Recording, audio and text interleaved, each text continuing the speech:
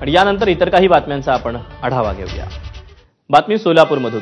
सोलापूरला काल रात्री मुसळधार पावसानं झोडपून काढलं। हवामान खात्यानं दिलेल्या माहितीनुसार काल सकाळी 8:30 ते आज सकाळी 8:30 पर्यंत 118.3 मिलीमीटर पावसाची नोंद झाली। सोलापुरातल्या अतिवृष्टीची आमदार सचिन कल्याण शेट्टी यांनी दखल घेत मुख्यमंत्री देवेंद्र फडणवीस यांना माहिती दिली। खूप सारे पूल पाण्याखाली गेलेले आहेत, शेतामध्ये आणि नागरी वस्तीमध्येही पाणी शिरलेलं आहे। माझं माननीय मुख्यमंत्री महोदयांशी या संबंधित बोलणं झालेलं आहे आणि माननीय मुख्यमंत्र्यांनी आश्वस्त केलेलं आहे की सर्वांना ज्यांचे नुकसान झाले त्या सर्वांना मदत करण्याचं आश्वासन माननीय मुख्यमंत्री साहेबांनी दिलेलं आहे। बुधवारी रात्री झालेल्या अतिवृष्टीमुळे सोलापूरकरांचे अतोनात हाल झाले। सोलापूर शहरातील अनेक भागात मोठ्या प्रमाणात पाणी साचलं होतं। इथल्या रस्त्यांना नद्यांचं स्वरूप आलं होतं।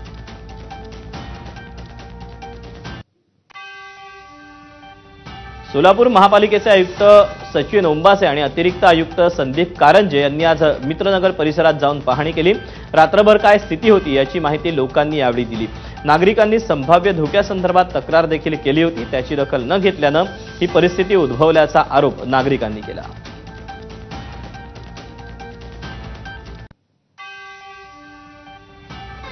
बऱ्याचशा घरांमध्ये पाणी गेलेलं आमची यंत्रणा फील्डवर आहे, परंतु नागरिकांना आव्हान राहील की बऱ्याचशा ठिकाणी पुलावरून पाणी जातंय, विशेषतः सकाळी शाळेचे विद्यार्थी वगैरे जात आहेत, तर पाणी ओसरेपर्यंत बाहेर पडू नये।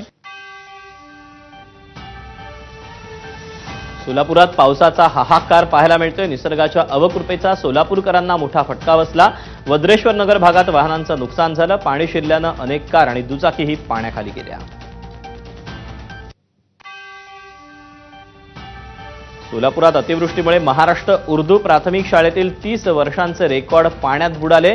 शिळगी परिसरातील या शाळेतील 1992 ते 2022 पर्यंतचे रेकॉर्ड पाण्याखाली गेलेत, त्यामुळे विद्यार्थ्यांचं मोठं नुकसान झालंय। सोलापूर शहरात झालेल्या मुसळधार पावसामुळे सोलापूर धुळे राष्ट्रीय महामार्ग पाण्याखाली गेला। वाहतूक पोलिसांकडून वाहतूक सुरळीत करण्यासाठी अतोनात प्रयत्न सुरू आहेत। सोलापूरच्या अक्कलकोट तालुक्यातील वागदरी परिसरात ढगफुटी सदृश पाऊस बरसला। यामुळे महाराष्ट्र कर्नाटक सीमेवरील शिरवळवाडी साठवण तलाव ओव्हरफ्लो झाला। शिरवळवाडी साठवण तलाव ओव्हरफ्लो झाल्यानं वागदरी परिसरातील शेती पाण्याखाली गेली।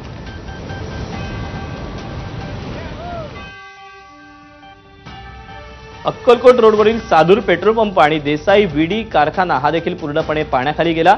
सादूल पेट्रोल पंपातील सर्व मशीन पाण्याखाली गेली, तर देसाई कारखान्यात जवळपास 5 फूट पाणी साचल्यानं कारखान्यातल्या साहित्यांचं मोठं नुकसान झालं।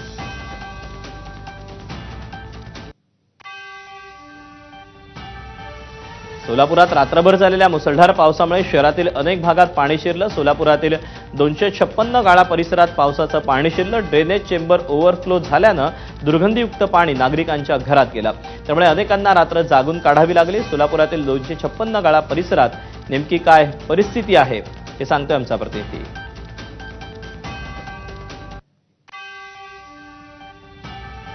सोलापूरच्या शिळगी भागातील मित्रनगरमध्ये पावसाचं पाणी साचलं। इथल्या नागरिकांनी संभाव्य धोक्यासंदर्भात तक्रार दिली होती, पण दखल न घेतल्यानं ही परिस्थिती उद्भवल्याचा आरोप नागरिकांनी केला।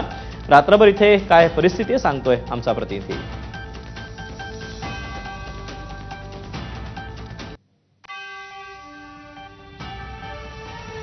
नंदुरबारच्या तळोदा तालुक्यातील दुर्गम भागात रस्त्यांचा अभाव आहे। नदीवर पूल नसल्यानं जीव धोक्यात घालून नागरिकांना प्रवास करावा लागतोय। असाच प्रवास करताना तळोदा तालुक्यातील टाकळी नदीत बोलेरो गाडी अडकली होती। नदीपात्रात अडकलेली ही गाडी काढण्यासाठी आदिवासी बांधवांना मोठी कसरत करावी लागली। अखेर ट्रॅक्टरच्या सहाय्यानं बोलेरो गाडी काढण्यात आली।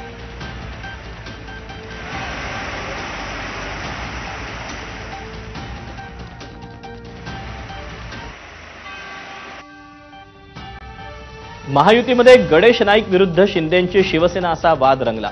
गणेश नाईकांनी केलेल्या टीकेला आता खासदार नरेश म्हस्केंनी प्रत्युत्तर दिलं।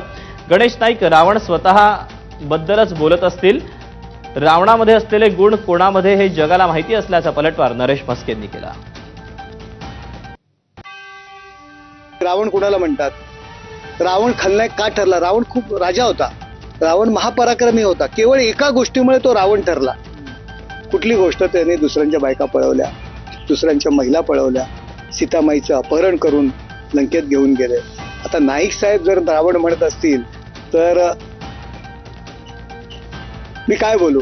अख्ख्या जगाला माहिती आहे, अख्ख्या समाजाला माहिती आहे नक्की काय आहे. त्याच्यामुळे कदाचित नाईक साहेब स्वतःला म्हणायचं असेल त्यांना रावण, चुकून एकनाथ शिंदे साहेबांच्या कडे त्यांचा निर्देश दिला असेल, कारण त्यांच्या पावलावर पाऊल कोण चाललंय आहे. राज्य सरकारच्या सेवा आणि प्रक्रिया सुलभ करण्यासाठी फडणवीसांकडून आढावा बैठक घेण्यात आली. पहिल्या 100 दिवसांमध्ये सर्वच विभागांकडून उत्तम काम झाल्याची चर्चा बैठकीत झाली. उत्तम काम केल्यानं कोणत्याही विभागाकडून दंडाची आकारणी करण्यात आलेली नाही. दरम्यान आपलं सरकार 2.0 लवकरच तयार करण्याबाबत बैठकीत चर्चा असून मुख्यमंत्र्यांनी देखील त्यावर भर दिला आहे. जागतिक पातळीवर स्पर्धा करू शकतील अशा मोठ्या 3 ते 4 कर्जदाता बँका निर्माण करण्याचा भारत सरकारचा प्रयत्न असून त्यासाठी सार्वजनिक क्षेत्रातील बँकांच्या विलिनीकरणाची आणखी एक फेरी राबवण्याचा विचार असल्याची माहिती उच्चस्तरीय सूत्रांनी दिली. या मुद्द्यावर महिन्याच्या अखेरीस बैठकीत चर्चा होणार असल्याचं समजतं. याआधी 2020 मध्ये सरकारी बँकांची संख्या 27 वरून 12 वर आणण्यात आली होती. आता ती संख्या आणखी कमी करण्याचा विचार केला जात आहे. नव्या आणि अत्याधुनिक सुविधांसह मुंबई हायकोर्टाला नवी इमारत मिळणार आहे. मुंबईच्या वांद्रे परिसरात 30 एकर जमिनीवर 3,750 कोटींचा निधी खर्च करून नवी इमारत उभारण्यात येईल. मुंबई उच्च न्यायालयाच्या सुकाणू समितीकडून डिझाईनवर शिक्कामोर्तब करण्यात आलं आहे. उड्डाणपुलांचा शहर अशी ओळख निर्माण होत असलेल्या नागपूर शहराला आणि नागपूरकरांना लवकरच आणखी एक नवीन उड्डाणपूल मिळणार आहे. अमरावती महामार्गावर बोले पेट्रोल पंप चौकापासून नागपूर विद्यापीठ कॅम्पस गेटपर्यंत 2.85 किलोमीटर लांबीचा हा उड्डाणपूल आता तयार झाला असून लवकरच या उड्डाणपुलाचं लोकार्पण होणार आहे.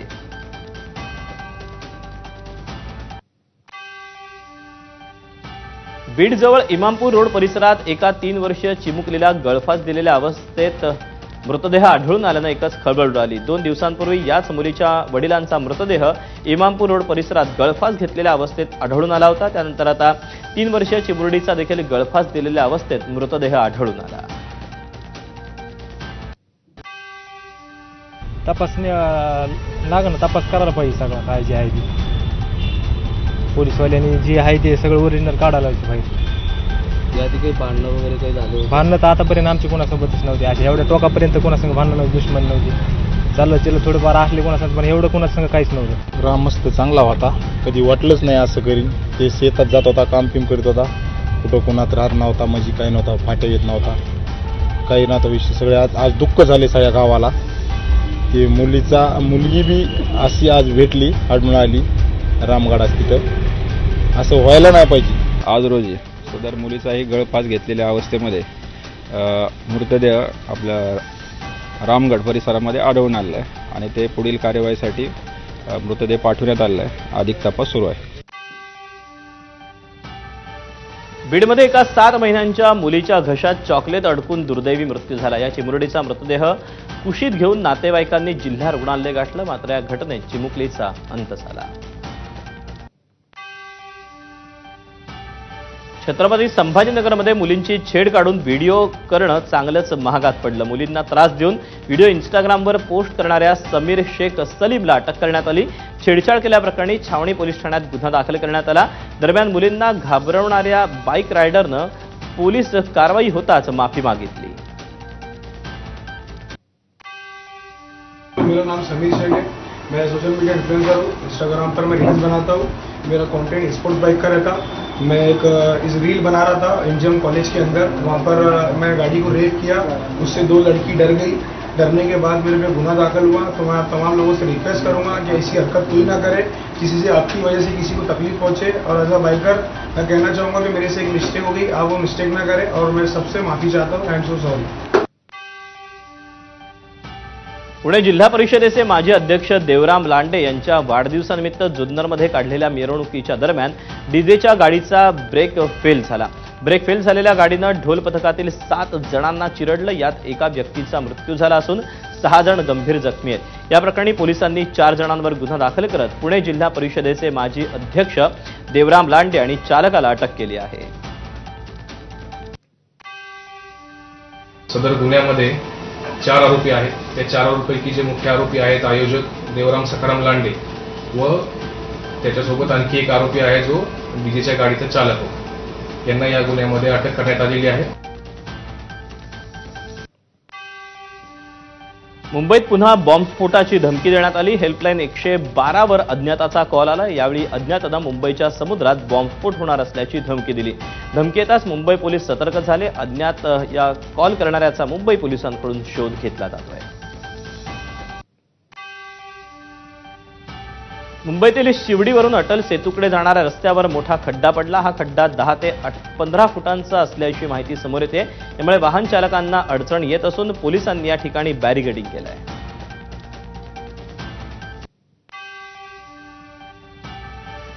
हुल्लडबाजांकडून हातात साप घेऊन दुचाकीवरून ट्रिपल सीट फिरतानाचा व्हिडिओ व्हायरल झाला.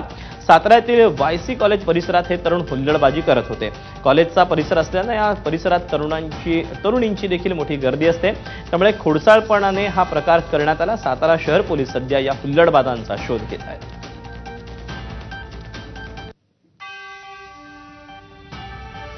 सोलापूरच्या मोदी परिसरामध्ये रेशनच्या तांदळात चक्क मेलेला साप सापडल्यानं एकच खळबळ उडाली. राम भंडारे यांनी रेशनचं धान्य आणलं. त्यानंतर 4 दिवस भंडारे कुटुंबियांनी त्याचं जेवणही बनवलं. मात्र आज त्याच तांदळाच्या पोत्यात मेलेला साप आढळल्याचा दावा भंडारे कुटुंबियांनी केला. तर परिसरातील नागरिकांच्याही घरांमध्ये धान्यात आळ्या आढळल्या. दरम्यान या घटनेनंतर घटनास्थळी दाखल होत परिमंडळ अधिकाऱ्यांनी याची पाहणी केली.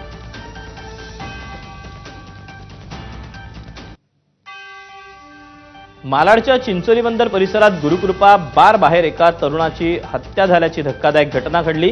कल्पेश भानुशाली असं हत्या झालेल्या तरुणाचं नाव आहे. संजय मकवान आणि त्याच्या सहकाऱ्यांची कल्पेश याचा वाद झाला. वादानंतर धारदार शस्त्र, बाटल्या आणि लाथाबुक्क्यांनी आरोपींनी त्याला मारहाण केली.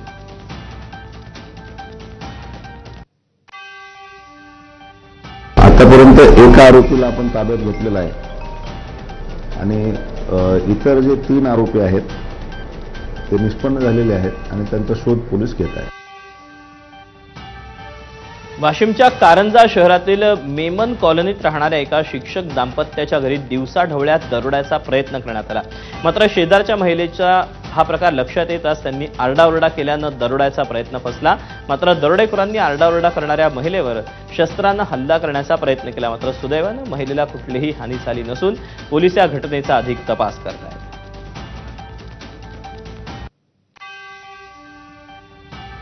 यवतमाळच्या उमरखेड तालुक्यातील अंबाळीत मोठ्या प्रमाणात अवैध दारू विक्री केली जाते.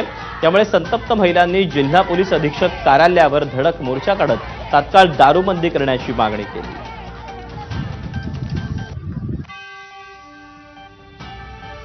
राहुल गांधींच्या सुरक्षेबाबत सीआरपीएफनं तक्रारीचं पत्र दिलं. या पत्रात राहुल गांधी आपल्या सुरक्षेबाबत गंभीर नसल्याचा आरोप करण्यात आला.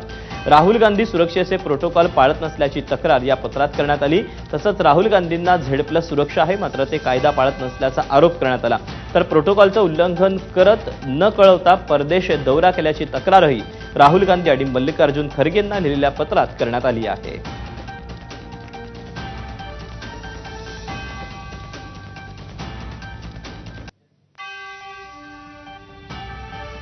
काश्मीरमध्ये आप आमदार मेहराज मलिक यांच्या अटकेनंतर नाट्यमय घडामोडी घडल्यात. आपचे खासदार संजय सिंग मेहराज मलिक यांच्या अटकेबाबत पत्रकार परिषद घेण्यासाठी काश्मीरला गेले होते. उपराज्यपालांनी सिंग यांना पत्रकार परिषद घेण्यास परवानगी नाकारली. तर संजय सिंग यांना नजर कैदेत ठेवण्यात आले. यावेळी फारुख अब्दुल्ला सिंग यांची भेट घेण्यासाठी गेले. त्यावेळी अब्दुल्लांना भेटण्यासाठी सिंग थेट गेटवर चढले. त्यांना स्थानिक पोलिसांनी रोखलं.